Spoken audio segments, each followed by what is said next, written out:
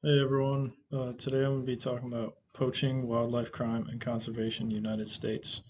My name is Sam Howard, and this is for senior seminar. So, a little bit of an intro here. Poaching, wildlife crime, and conservation are very important topics in the United States. So, some of these key terms here. Conservation involves protecting natural resources such as plants and animals.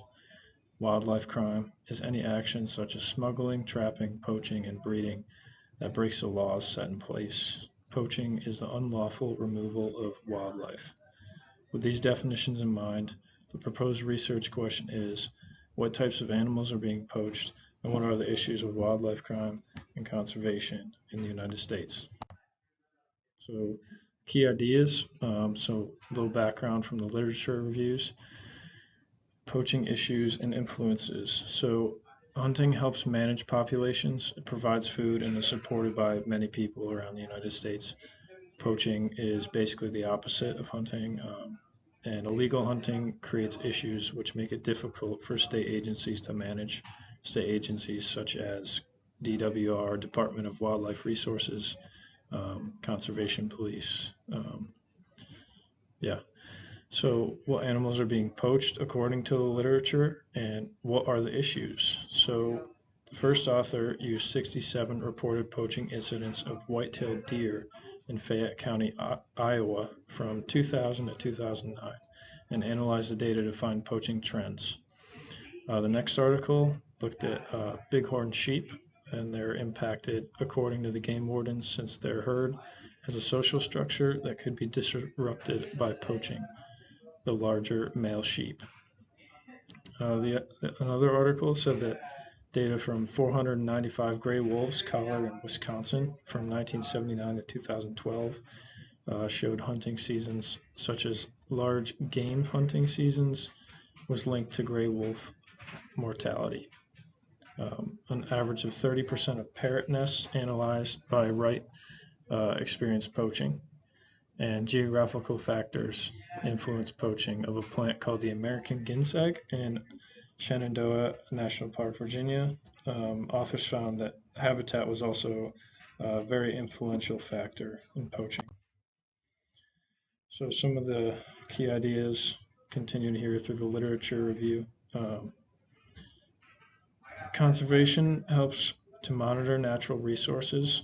Managing, protecting, and conserving wildlife is very important. So some examples of conservation efforts in the United States include the United States Fish and Wildlife Service.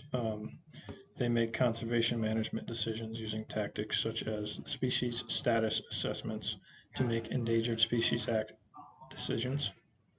Authors examined road removal in certain habitats. The results from this examination showed a higher frequency of black bear activity resulting from decreased traffic of people.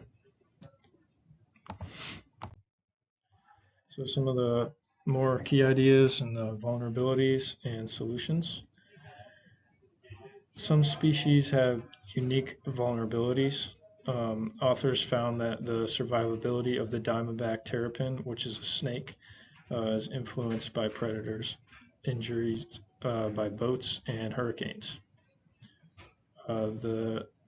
Another study showed that in New Jersey, northern pine snakes take days to dig their nests, so they face predators and people during their nesting because they're exposed to the elements. It's important in conservation to protect vulnerable species such as the ones mentioned and balance other species like turkeys. So one of the articles, they researched turkeys to determine hunting seasons. The authors explained that knowing impacts of hunting and how the environment impacts turkeys is important for determining hunting seasons. All right, on to the theoretical review. So the first theory is the differential association theory, and there's some keywords that come into play here.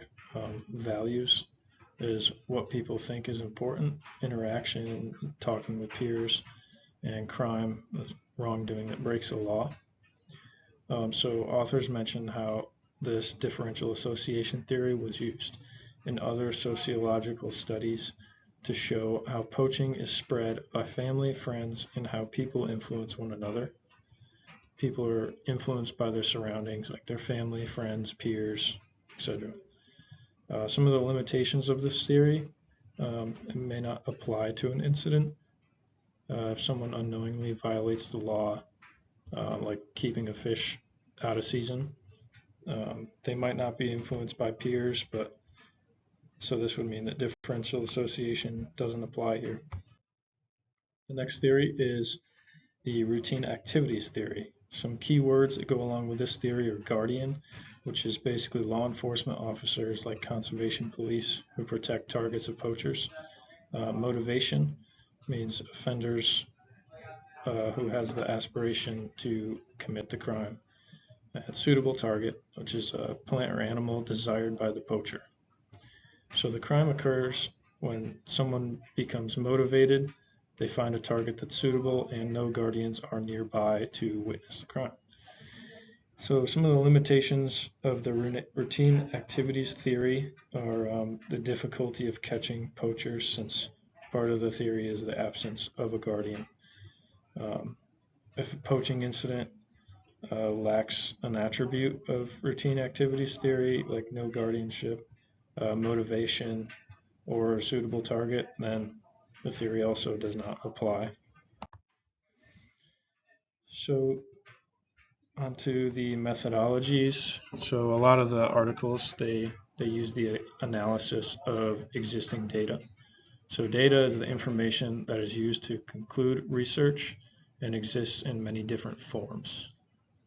So it's used in the literature by, so one of the articles, spatially explicit analysis of poaching activity as a conservation management tool. In that article, authors use data from reported poaching events in Fayette County, Iowa from 2000 to 2009. They compared this data with different variables, such as environment, to find trends in illegal hunting. So some of the strengths of this analysis of existing data methodology would be the use of previous reports as an accurate source, but some of the weaknesses are that some of the existing data could be incorrect or it could lack validity. All right, so the next methodology that some of the articles used were surveys. So it's basically surveys are when information is gathered by asking questions, communicating to acquire information. So some of the key terms here, qualitative data is non-numerical and can come in many forms, such as videos, music, and more. So surveys, they're a tool used to get data which involves open or close-ended questions that can be asked differently, like phone calls, interviews, and more. Some of the strengths of surveys as a methodology would be reliable information, can be acquired from professionals. Some of the weaknesses would be few responses to surveys, which mean there would be a small data set, not a lot to analyze for research. All right, on to the ethics section. So conservation police officers are a law enforcement officer that would be involved with poaching, conservation, and wildlife crime. They would help combat all of those things and help conserve natural resources. So the Virginia Department of Wildlife Resources has a code of ethics officers must adhere to. This code includes displaying self-control, remaining calm in the face of danger, ridicule, or scorn, and being aware of other people's well-being. Also, it includes enforcing the law according to the circumstances with no fear, favor, or bitterness. Those are both from the Virginia Department of Wildlife Resources. So a couple ethical dilemmas here that go along with this topic. So the first one would be the endangerment of the rare chicken turtle habitats in Virginia Beach. So a conservation police officer in this situation, they could place no trespassing signs around the habitat or place a border or a fence around the habitat. So by doing this, by placing trespassing signs around the chicken turtle habitat, people are considerately warned not to enter. By placing a border around the habitat, conservation police officers would be following the same ethical code because the fence would keep people away from rare chicken turtle habitat. So the next one would be poachers who reoffend. They may be in a rural area, the poachers with no vehicle to drive to the nearest grocery store, so they may be hungry and in need. Also, the poacher could have been raised by a family who regularly participated in poaching. They could see it as normal. So in this situation, conservation police officers could choose to arrest an individual who is responsible for the wildlife crime, depending on the law and circumstances, obviously, or give the individual a citation or fine. The options here are adhere to the ethical code of displaying self-control, remaining calm in face of danger, ridicule, or scorn, and being aware of the welfare of other people.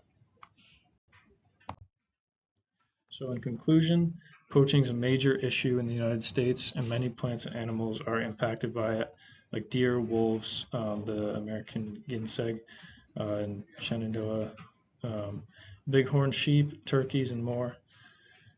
Conservation, wildlife crime, and poaching are complex issues that require lots of research to understand and train professionals to protect the natural resources. So people can make a positive impact on poaching, wildlife crime, and conservation by reporting suspicious activity if they see it. Thank you. And here are my references to this. Thank you.